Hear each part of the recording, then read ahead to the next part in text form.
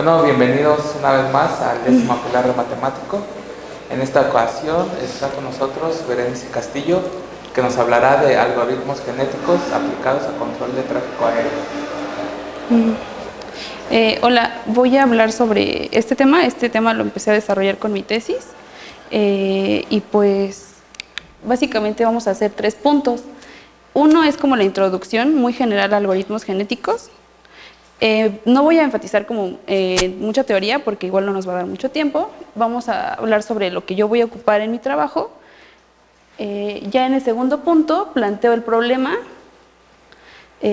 pues cómo considero pues la información del problema para resolverlo, cómo lo planteo matemáticamente, cómo estructura el algoritmo genético y finalmente la parte de resultados. Bueno, el objetivo de mi tesis es proponer un algoritmo genético que con la información que tengo en el aeropuerto pueda generar una secuencia pues óptima de aterrizajes y despegues, ¿no? Pues vamos a empezar con algoritmos genéticos. Los algoritmos genéticos pues son programas que están inspirados en la selección natural.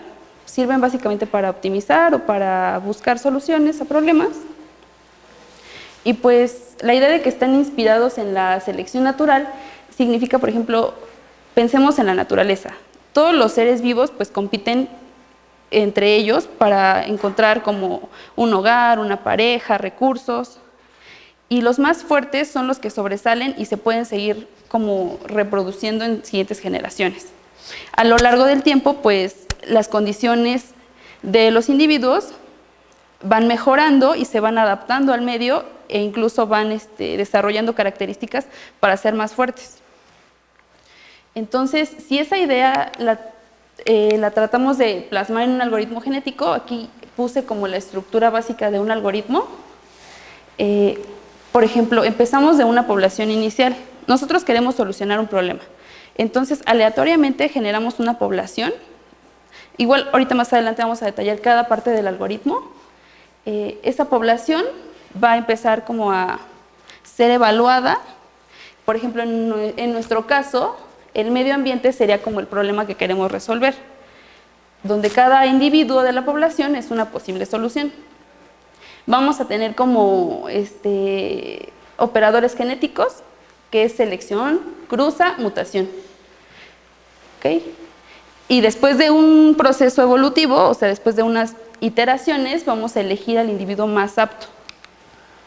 Entonces, por la diapositiva anterior, lo importante en un algoritmo genético sería cómo codificar el problema, es decir, cómo la información que tengo se la voy a transmitir al algoritmo para que el algoritmo pueda trabajar. La función objetivo, que es como mi condición para medir qué tan buenos son mis individuos. Los operadores genéticos, que es selección, cruza, mutación y elitismo. Y finalmente los parámetros del algoritmo. Entonces, empecemos detallando un poco más sobre la codificación. Nosotros tenemos un problema. Por ejemplo, en mi caso tengo, no sé, 10 aviones. Lo que yo quiero hacer es generar una secuencia de estos 10 aviones que minimice tiempos y que haga como más eficiente las operaciones, ¿no?, en la pista. Entonces, por ejemplo, aquí dice que las características de cada individuo son representadas mediante una cadena de caracteres llamada cromosoma. En mi problema, el cromosoma sería como la cadena de aviones. Por ejemplo, si tengo 10 aviones, una permutación de esos 10 aviones sería un cromosoma. Y dice que los segmentos de cada cromosoma que representan una variable del problema se llaman genes. Entonces, en mi problema, cada gen sería una operación en la pista. ¿Okay?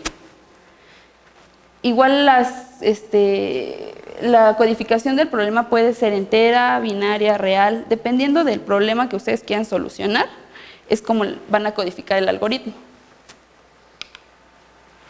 La función objetivo, pues es lo más importante en el algoritmo, porque con ella van a evaluar, o sea, tienen a su población y cada individuo tiene una aptitud para el problema a resolver. ¿Ok? Y aparte, igual no solamente tenemos que fijarnos en maximizar o en optimizar, sino que hay que ver que hay también restricciones en el problema. Igual ahorita estoy planteando todo así, pero ya con el ejemplo, cuando lo veamos, va a ser un poco más claro. Y empezamos con los operadores genéticos. La selección es un operador que nos permite seleccionar a los individuos más aptos, los cuales van a ser los que se van a reproducir en las generaciones. ¿Ok? Para crear pues una nueva población. Y pues igual hay varios métodos de selección. Por ejemplo, yo no puse todo porque siento que no me iba a dar tiempo. Me enfoqué como en la selección que yo ocupo en el problema, que es de torneo. Esa selección elige 2 individuos y, por ejemplo, si uno tiene aptitud 20 y el otro 10 y yo quiero minimizar, pues el ganador del torneo va a ser el de 10. ¿Ok? Si yo quiero maximizar sería el de 20. Igual tengo que generar, si mi población era de 10 individuos, tengo que hacer este proceso hasta que tenga los mismos individuos, ¿no? Para que la otra población tenga la misma cantidad.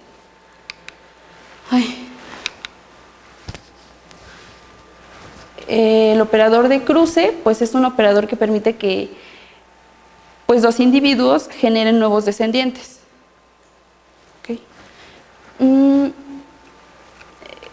Así como en la naturaleza, pues como están pasando los más aptos, en teoría a lo largo de las generaciones, pues los hijos van a tener buenas condiciones.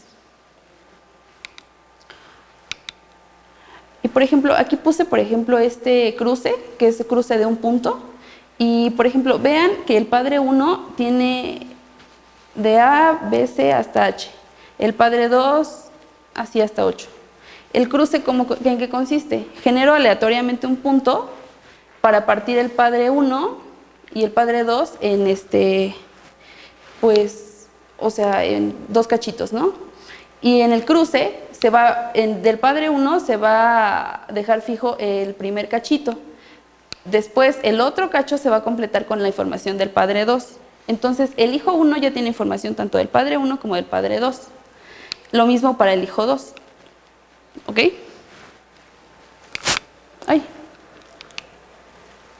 Pero si ustedes se ponen a pensar en un problema combinatorio, ¿qué tan viable sería ocupar este cruce?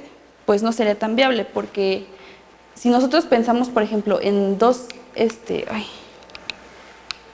individuos así, si se dan cuenta, el padre 1 y el padre 2 son como 2 permutaciones de las letras de la A a la H. Entonces, si usamos el cruce anterior, observen que se generan hay 2 hijos que no son válidos, porque, por ejemplo, en el hijo 1 se está repitiendo el H 2 veces. En el hijo 2 se está repitiendo la E 2 veces. Entonces, pues, el problema, como es, se generan soluciones pues incongruentes, tenemos que proponer otro cruce. A este cruce, igual hay más cruces, ¿no? O sea, hay cruces diferentes, pero yo ocupé el de cruce por orden, que consiste en, igual, de manera aleatoria, generar estos puntos, y esa subcadena se va a mantener fija en el hijo 1. Luego, estas posiciones las voy a quitar del hijo 2 y voy a empezar a rellenar el hijo 1 con todo lo que tiene el padre 2, pero que no sea de la subcadena inicial, ¿no? Entonces voy llenando de izquierda a derecha.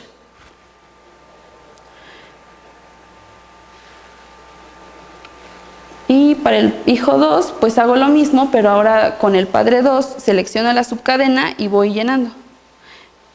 ¿Cómo ven? ¿Sienten que va bien todo o quieren detallar algo? ¿Sí? Ok. Bueno, entonces les digo que justo este cruce está pensado porque pues hay luego permutaciones y hay que evitar eso, ¿no? Que las soluciones sean como erróneas. Hay otro operador que se llama la mutación, y pues este operador consiste en intercambiar de manera aleatoria, o sea, con cierta probabilidad, cambiar un gen de un individuo. ¿Para qué? Para que nosotros tengamos como diversidad en nuestra población. Es decir, que, o sea, toda la zona de soluciones se explore y pues podamos llegar a la solución del problema.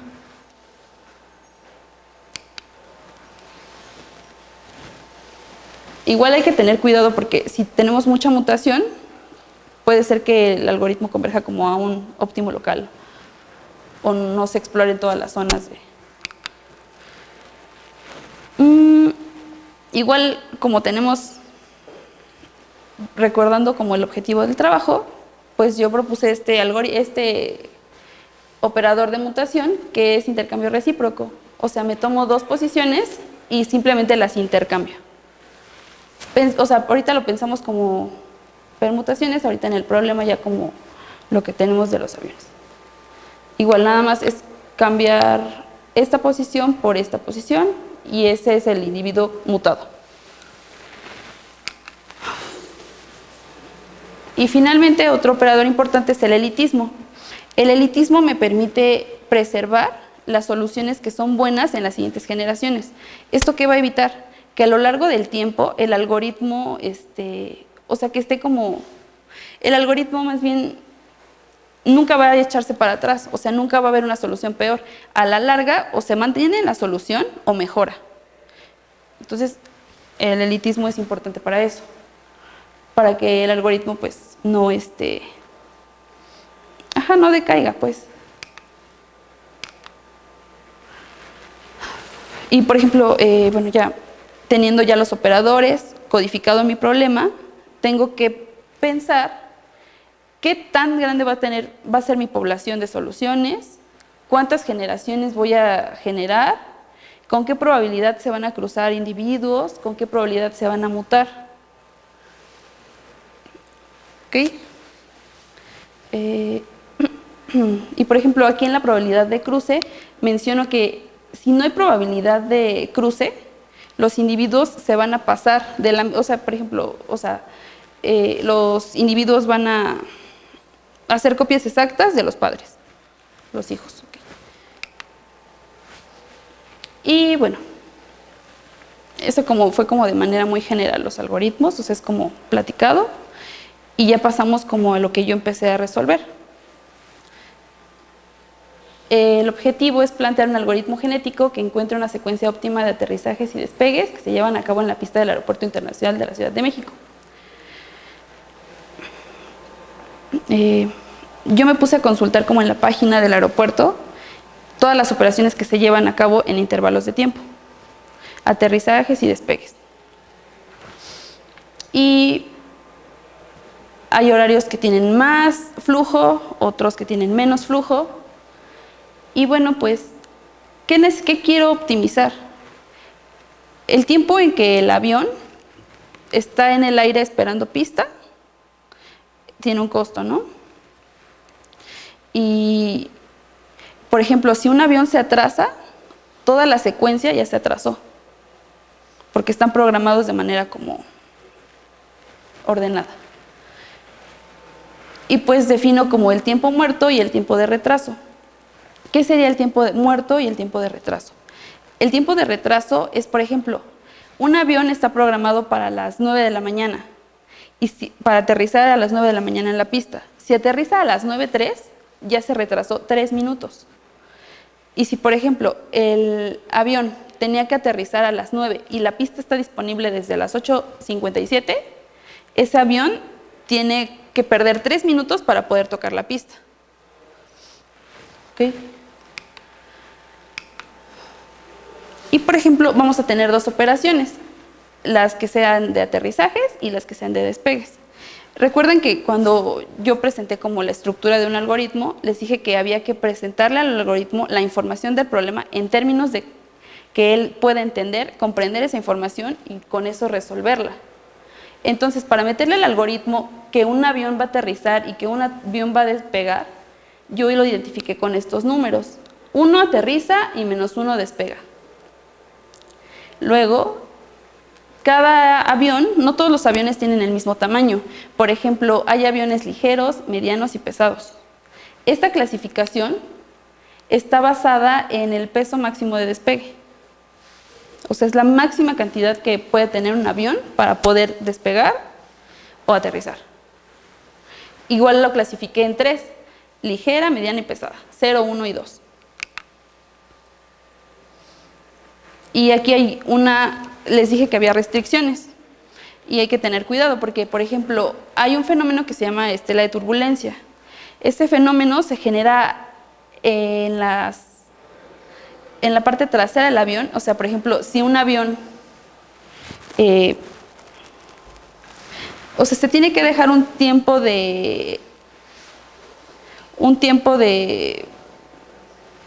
entre una operación y otra, porque se genera tanta fuerza en un avión que puede voltear al siguiente si despegan o aterrizan así seguido, ¿no? Incluso hubo como un accidente de un político que igual no dejaron esa separación suficiente y la estela de turbulencia hizo que el avión se volteara. Esa estela de turbulencia también está regida por el tamaño de la aeronave. Acuérdense que tenemos 3 clasificaciones, ligera, mediana y pesada. Y pues para el algoritmo consideramos esta tablita como la estela de turbulencia el tiempo que hay que dejar entre cada operación. Por ejemplo, aquí en el ejemplo dice que si una aeronave mediana aterriza antes de una pesada, se tienen que dejar 5 minutos de tiempo para evitar accidentes. Esos 5 minutos se tienen que respetar. Igual, si una pesada aterriza antes de una ligera, tengo que dejar 3 minutos. Esto por cuestiones de seguridad. Y bueno, igual voy a ocupar tantito esto para dejar más claro esto. Igual, supongamos que tenemos 5 aviones. Estos 5 aviones tienen que ser ordenados de una manera en que el tiempo muerto y el tiempo de retraso sea mínimo. Una posible solución, ¿cuál sería? Por ejemplo, el 2, el 1, el 4, el 3 y el 5. Una posible solución sería esta. ¿Cuántas soluciones podría tener? Si son 5, pues sería 5 factorial, ¿no? Porque son 5... O sea, puedo poner 5 números aquí, 4, 3, así, ¿no? Si se dan cuenta, el espacio de búsqueda para el algoritmo es muy grande. Eso solo son para 5 aviones. Pero si, por ejemplo, el número de aviones crece, como por ejemplo aquí puse hasta 20, las secuencias posibles son muchas. Y eso, si por ejemplo yo evalúo cada secuencia con mi función objetivo, sería como mucho trabajo. Muchísimo, ¿no? Entonces, por eso, esta es la justificación de por qué utilizo un algoritmo genético, porque no necesito generar todas las secuencias para poder llegar a una buena solución. Igual seguimos como pues ya, por ejemplo, ya le pasamos la información. Mi algoritmo va a recibir información así. Voy a tener un identificador del avión. Voy a tener la hora en que está programada la operación. Voy a tener la clasificación y voy a tener la operación, si es aterrizaje o despegue. Estos son los inputs que va a recibir como mi código. Son 4. ¿Ok? Igual, dependiendo de la operación, si por ejemplo el avión va a aterrizar o va a despegar, o sea, el tamaño, pues con base en estas condiciones de la estela de turbulencia, vamos a tener como pues las condiciones de cada secuencia, el tiempo de cada secuencia, y con esto lo vamos a evaluar.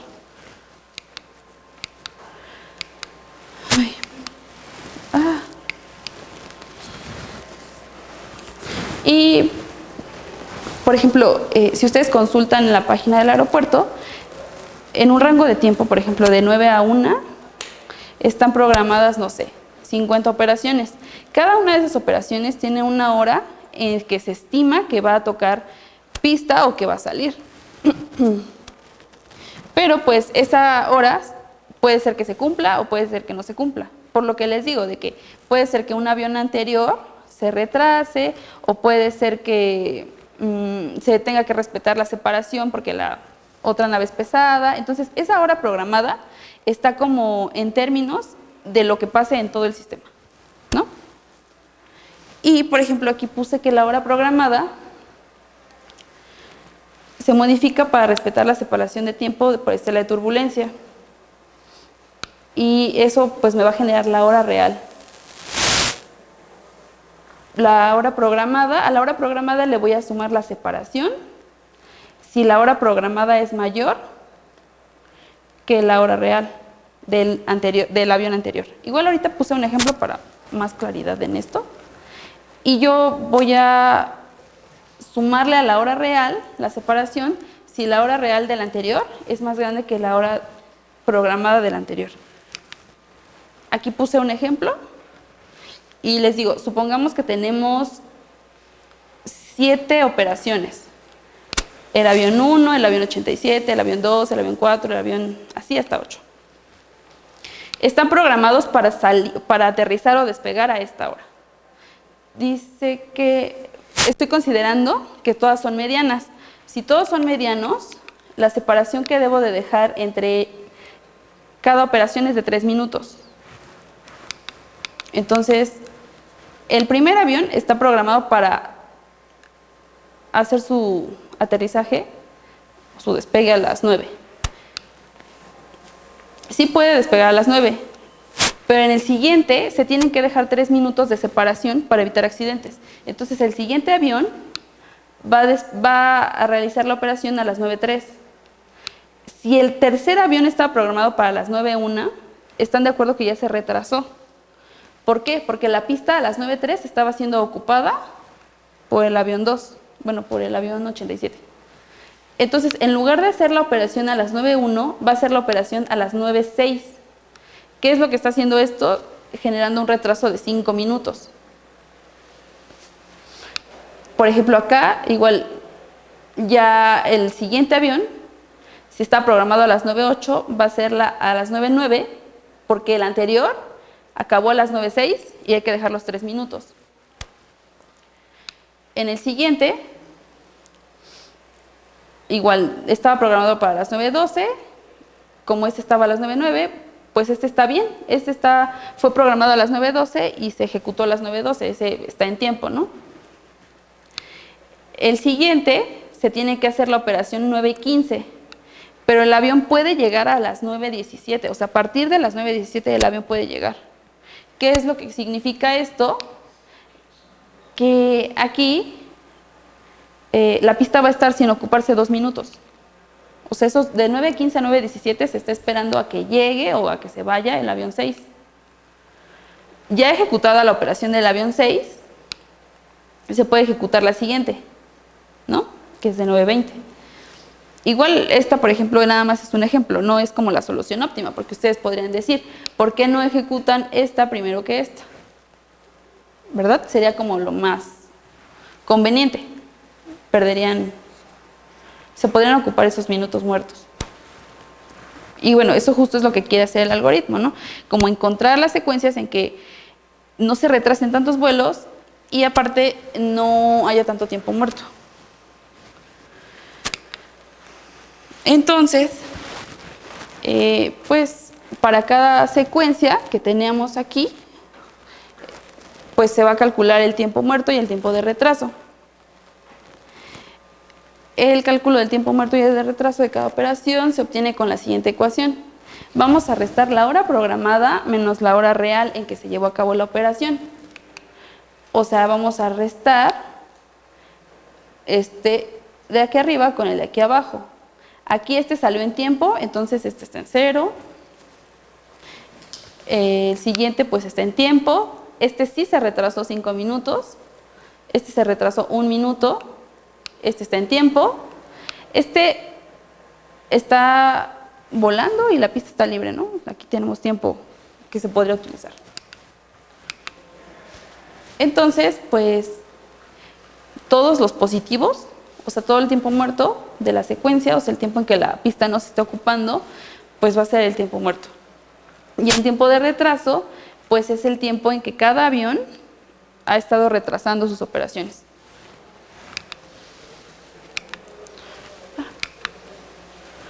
Y bueno, aquí puse una secuencia como para ejemplificar esto. Es lo mismo que en el anterior, ¿no? Aquí ya hicimos el cálculo de los tiempos. Por ejemplo, el primero salió en tiempo, por la separación. Entonces pueden observar que tenemos 3 minutos en que la pista pues estuvo esperando realizar la operación, porque la pista estaba lista a las 9:18, pero el avión podía tocarla a las 9:21. Y pues el tiempo de retraso pues es el tiempo en que cada avión se retrasó.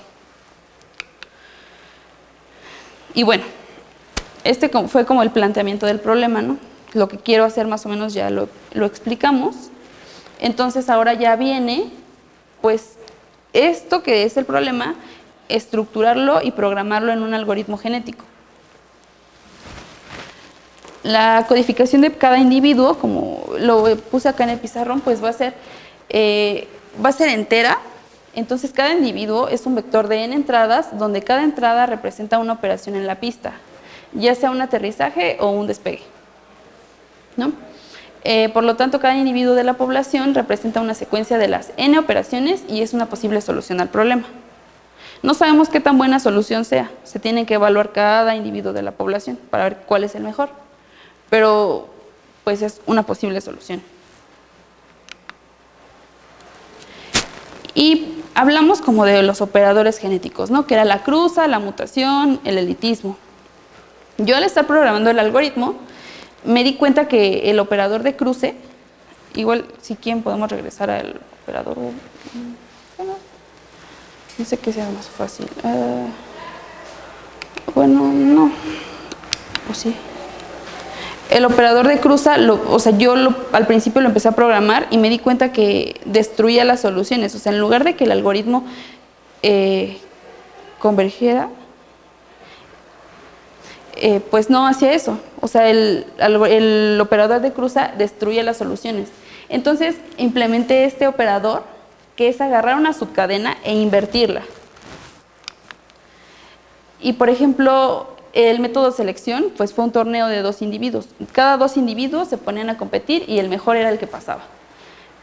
El elitismo va a estar presente en el algoritmo, porque así mi algoritmo no va a dar pasos hacia atrás, sino va a tener soluciones mejores o las que ya había mejores, ¿no? Los parámetros, pues estuve trabajando en una población de 300 individuos, de generaciones 2000, el 10% de la población pasaba por elitismo. Y la probabilidad del operador antes descrito era de 50%. La función objetivo, pues quiero minimizar el tiempo de retraso y el tiempo muerto. La mayor prioridad es minimizar el tiempo de retraso, ¿ok? Es lo más importante. Y aquí, por ejemplo, puse una pequeña secuencia. Es un poco difícil porque, por ejemplo, para un horario de 1 de la mañana a 4 de la mañana tenía 100 operaciones. Entonces, era un poco complicado como poner todas las 100 operaciones. Y quise poner esta porque, por ejemplo, el algoritmo, tengo una secuencia que ya sé que es como óptima o que está planteada como la óptima, que tiene 131 minutos de retraso. La del algoritmo genético igual tiene el mismo tiempo, pero observen pues que, por ejemplo, en la que está planteada, los retrasos son un poco menores que los que me genera el algoritmo. Porque, por ejemplo, aquí vean que este vuelo está perdiendo media hora, 22. Entonces, ¿qué significa? Lo que quisiera decir es que esto nos lleva a que el problema puede tener como trabajos futuros o puede crecer. ¿De qué manera? Optimizando no solamente el tiempo muerto y el tiempo de retraso, sino que, por ejemplo, hay que meter parámetros para minimizar. No sabemos si estos aviones, este avión que se retrasó 29 minutos, era muy grande y tenía muchos pasajeros. Eso tendría un gran impacto en muchos pasajeros. ¿Sería mejor que se retrasara uno con menos pasajeros? O sea, ahí como que entran varias preguntas, ¿no? ¿Qué tal si este que se retrasó 22 minutos tenía conexión internacional? Ya afectó otros aviones. Entonces, esto lo que significa es que pues ahora se puede plantear como un problema multiobjetivo, no solamente optimizando los tiempos, sino podemos meter costos, porque por ejemplo, si este se retrasó 22 minutos y es muy costoso que esté retrasándose, es un factor que podemos optimizar. Y pues ya, sería todo. Ay, yo. ¿Hay preguntas para la profesora? Sí, tú cuando te tomaste tu población, ¿después de cuántas generaciones viste como una mejora real? Aquí, por ejemplo, puse una tabla. O sea, en promedio yo generalmente puse 2000 generaciones. Antes de 2000 generaciones ya llegaba al óptimo. Ajá, pero igual depende de muchos factores. Es como un juego, ¿sabes? Hay que estar como calibrando el algoritmo. Hay que estar jugando con las probabilidades, con el número de individuos, con los operadores también, con los operadores genéticos.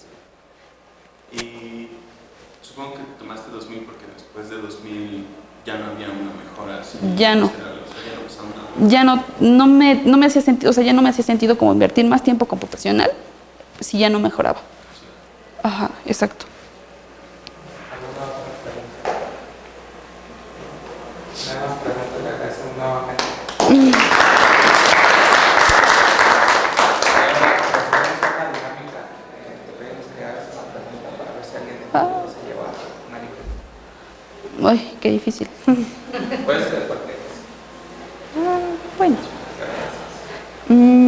Ay, pues no sé. ¿Qué podrían mejorar en el algoritmo? ¿O qué propondrían? ¿O qué faltaría poner en el problema para hacerlo mejor, pues? ¿Qué se les ocurre? Pues no sé, pienso que justo el elitismo sí puede llevar a mínimos locales, ¿no? Sí. Entonces, ver, o sea, ya se tendría que ver como en tu función, si sí implica mínimos locales o no. Ok. Entonces, no sé, justo la selección por torneo o modificar algún otro algoritmo de selección para, pues, ver si tu cadena sí puede ser como mejorada en un menor tiempo, llegar a un menor tiempo que la solución óptima que está como estándar. Sí, claro, porque, o sea, si tú eliges como muy alto el elitismo, pues igual las soluciones como que nunca van a evolucionar mucho porque se van a quedar estancadas en cierta zona de... Sí. Igual he hecho pruebas y con ese porcentaje de elitismo yo vi que funcionaba bien y que pues el algoritmo converge y converge bien, pues. Ajá.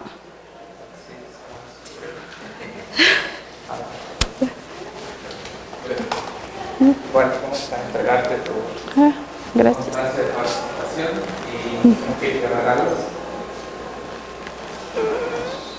Ay, gracias. ¿Y tú qué te regalas? Sí. Ay, muchas gracias. Bueno, te agradecemos nuevamente.